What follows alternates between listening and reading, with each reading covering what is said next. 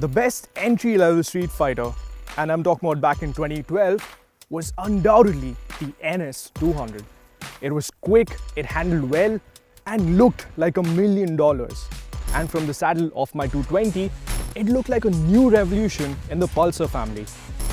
But it's been a decade since the launch of the NS200, and not a whole lot has changed, apart from, of course, a cleaner running engine and some new paint schemes. Is it really enough to stay fighting fit in a competitive 200cc space? So here are 3 things that we liked about the NS200 and 4 areas where we believe it could have done better. Now you got to admit, the NS is still a looker, more so in these new color schemes. The rich mix of colors, especially the slather of white on the frame and the wheels, really make the bike pop. The red paint scheme and graphic looks fresh and youthful, like a Pulsar is always meant to be. So the new colors definitely get a big thumbs up from us. Now bikes tend to get dirty quite quickly in our conditions. And when there are so many white colored elements, the dirt becomes even more evident. But that's nothing a thorough Sunday wash cannot fix.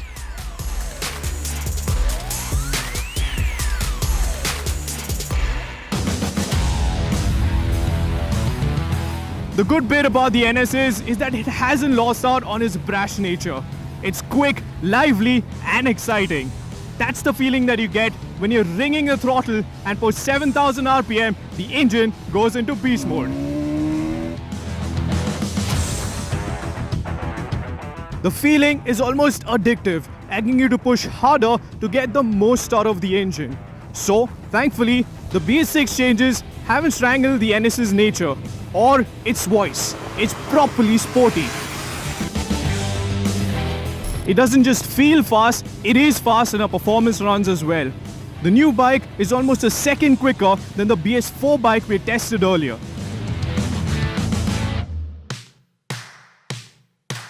The added weight hasn't made much of a difference in the way the bike handles, so it's just as effortless speed slicing through traffic or in corners. It's relatively light on its feet and quick to turn in as well, with wide handlebars which offer enough leverage for quick direction changes. Sporty and comfy? Well, not exactly. The NS feels fine over lightly broken surfaces. As the going gets rough, the front soaks in most of the bumps. It's the rear that you wish had a little more suppleness, as the sharper, nastier bumps are felt all too clearly by your bottom.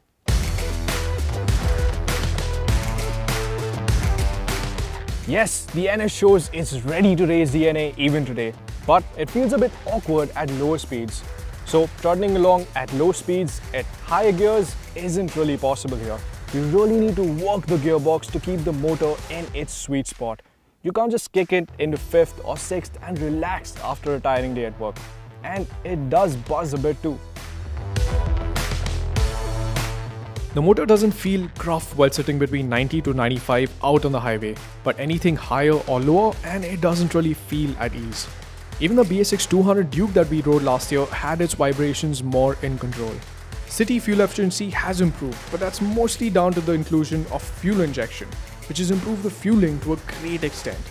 But that hasn't made a whole lot of change on the refinement front. The brakes on the NS aren't quite as potent as the engine. While there's good initial bite, it lacks feel and progression through the levers. The front end feels jittery, which fails to inspire confidence when you need to come to a halt rapidly in case a dog or an idiot strays into your path. And this is where you expect a dual-channel ABS system to save your bottom. A single-channel ABS system just doesn't cut it, as the rear tends to step out quite easily, making it a bit unnerving. The non-radial tires also need to take a bit of flack here, as they simply aren't as grippy as something like the TVS Pro Torque found on the RTR 200. Bajaj motorcycles are known to offer great value for money and was one of the few brands that set segment-first benchmarks. Weirdly enough, the same company is now trailing with respect to modern features. So, at 1.33 lakhs ex-showroom, the NS hardly justifies its premium price tag. There are no LED lights, no dual-channel ABS, not even a digital console. Features that are most commonly available on bikes in this segment. And this is just the bare minimum. Come on Bajaj, get on with the times. The Bajaj Pulsar NS200 has soldiered through 9 years of intense competition with mere cosmetic changes and a handful of emission updates. In the same time span, its competition has grown tenfold and even more fierce.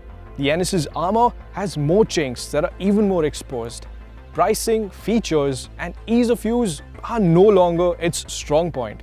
That said, the NS is putting up a strong fight, as even in the BS6 era, it's still a fierce and potent machine. A perfect fit for those who like their bikes sporty and a bit raw. But is that going to be enough for it to reign supreme in 2021 and beyond? Well, that's something that we can only answer once we get the bike back for a proper comparison. Which bike would you like to see the NS go up against? And which are the key aspects you'd like us to compare? Let us know in the comments. That's it from me. Don't forget to like, share the video and subscribe to Zig Wheels if you haven't already.